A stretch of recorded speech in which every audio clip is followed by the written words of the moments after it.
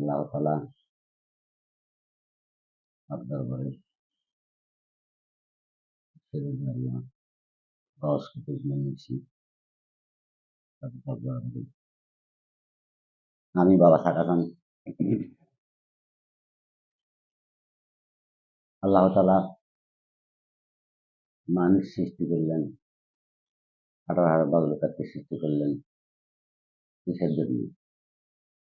তার কিছু আশা আকাঙ্ক্ষা জন্য তিনি তৈরি করলেন। আশা করি মগ্নকার। ওনার উদ্দেশ্য ছিল যে আমি এই নরাধমে আমার যত ইবাদত বন্দেগী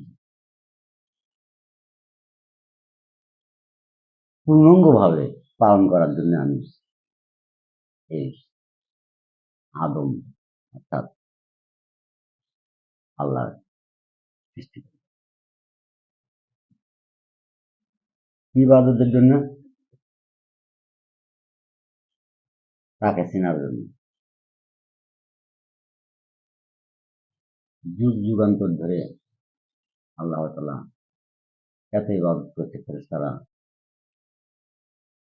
তিনি চান, কিন্তু তা বাদে তার আশা আকাঙ্ক্ষা যেন আদম তৈরি করুন, সেজন্য আমার পূর্ণাঙ্গভাবে আমার ইবাদত বন্দেগী করার জন্য।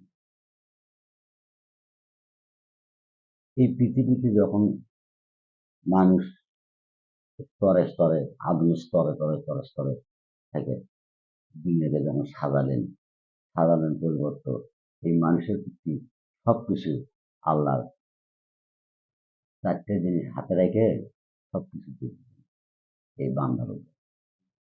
দেওয়ার পরে এই বান্দারা কি করতেছে? তার ইবাদত বন্দেগী করতেছে। কিরকম ইবাদত বন্দেগী করতেছে? আল্লাহ যে আশা নিয়ে এই বান্দা তৈরি করলেন সেই ইবাদতটা কি তাই করতেছে? তার মনের মতো ইবাদত করতেছে? তার মনের মতো ইবাদত কিন্তু করতেছে না। করতেছে এই মানুষেরই মনের মতো ইবাদত। আল্লাহর মনের মতো ইবাদত নয়। রাসূলের মনের মতো ইবাদত করছে না। তারা নিজের তার কারণ ওদের সবকিছু দিয়ে দিছে। দেওয়ার পরে সে তার ইবাদত তার মনের মতো করতেছে। কি মনের মতো? নামাজ পড়তেছে, বন্দেগী করতেছে, ইবাদত করতেছে, পৃথিবীর সবগুলো কাজই করতেছে। ভালো কাজ, মন্দ কাজ, খারাপ কাজ সবগুলো কিন্তু করতেছে। ইবাদতও করতেছে। কিন্তু এদের জন্য তৈরি করেনি। আসল উদ্দেশ্য যে জন্য তৈরি করে সেই উদ্দেশ্যটা কি? তার রাজি খুশি এবং তার চেনার জন্য। আল্লাহ রাসূলকে চেনার জন্য কিন্তু সেটা আমরা করতেছি না। তার কারণ একটাই যে আমরা কোনোদিন কোরআনের আদেশ নিষেধ মানিনি। কেউ মানে কেউ মানে না। কিন্তু সবাই মানতেছে। সবাই কিন্তু মানতেছে। নামাজ কিন্তু সবাই পড়ে। খালি ইহুদি নাসারারা পড়ে না। কিন্তু এই ইসলামপন্থী যারা কোরআন আদেশ মানে যারা পড়তেছে, কিন্তু আদেশ মানে পড়তেছে, কিন্তু সেই আদেশ নয়।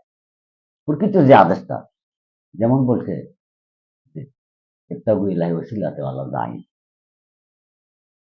তুমি একটা আহলে বায়াতের অনুসরণ করো, অর্থাৎ গুরুর অনুসরণের মাধ্যমে যে তুমি আমাকে রাজি খুশি করবে, আমার ইবাদত করবে, সেইটাই হলো তোমার আল্লাহর মনোনীত ইবাদত।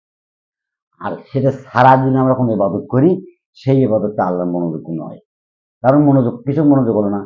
তাই স্তরে ধাপে ওলি আল্লাহ, নবী রাসূল, ওলি আল্লাহর মাধ্যমে তার মনোনীত ইবাদতটা ইসলাম অর্থাৎ কোরআনের আদেশ তার মাধ্যমে যখন তুমি ইবাদত বন্দেগীটা করবা, তখন আল্লাহর সেই ইবাদতটা আল্লাহর মনোনীত হবে।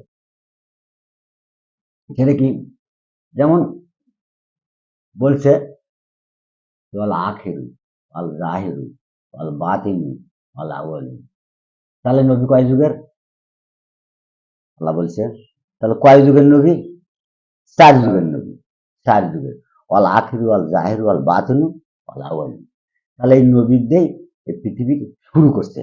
আল্লাহর সিংহাসন অর্থাৎ আল্লাহ যে ইবাদতে বা কি করবি কি না করবি এই মানুষকে তৈরি করছে, আদম যে তৈরি করছে তার উপর কি অর্পণ হবে, কি আদেশ হবে, সেটা এই নবীর মাধ্যম দিয়ে আসবে।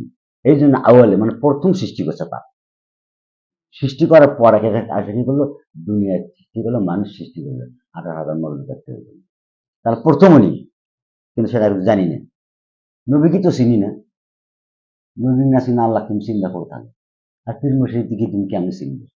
তার কারণ নবীদের প্রথম যে উনি সৃষ্টি হলো, ওনার দিয়ে শুরু করলো। শুরু করার পরে কি করলো? তাহলে আউয়ালুন আখির। আখেরও কিন্তু এই নবীর দরকার তোমার। তাছাড়াও আখেরাতের দিন কেউ যেতে বলবি? আচ্ছা, তাহলে আল আখির আল জাহের আল বাতিন। তাহলে নবী বাতিনি তো আছে, জাহেরি তো আছে। তা তুমি খালি জাহেরি ইবাদত করে দিছো। ওই যে বললাম আল্লাহ কি জন্য সৃষ্টি করলো? তার মনোনীত ইবাদত। মনোনীত ইবাদত যদি তুমি পালন করতে চাও তাহলে কি করে নেবে? দুটোই তোমার দেওয়া নেবে। কোনটা? অল জাহেরু অল বাতিন। তাহলে তুমি জাহেরি ইলমটা শিখে তুমি দুনিয়ার হলো পশুর মতো। যারা খালি জাহিরি ইবাদত করে ওটা আল্লাহর দরবারে যায় না। আর ওটা আল্লাহ মনোনীত ইবাদত নয়। ওটা তোমার মনোগত, প্রতিটা মানুষের মনোগত, যা ইচ্ছা তাই করতেছে। আর আল্লাহর মনোনীত ইবাদত হলো কি? বল বাতিল, যেটা ওলি আল্লাহর মাধ্যমে গেলে পাওয়া যায়। সাধু মাসায় তার কাছে গেলে এই বাতিলটা জানা যাবে, নবীকে চেনা যাবে। কারণ নবী বাতিল তো আছে। তুমি জাহেরি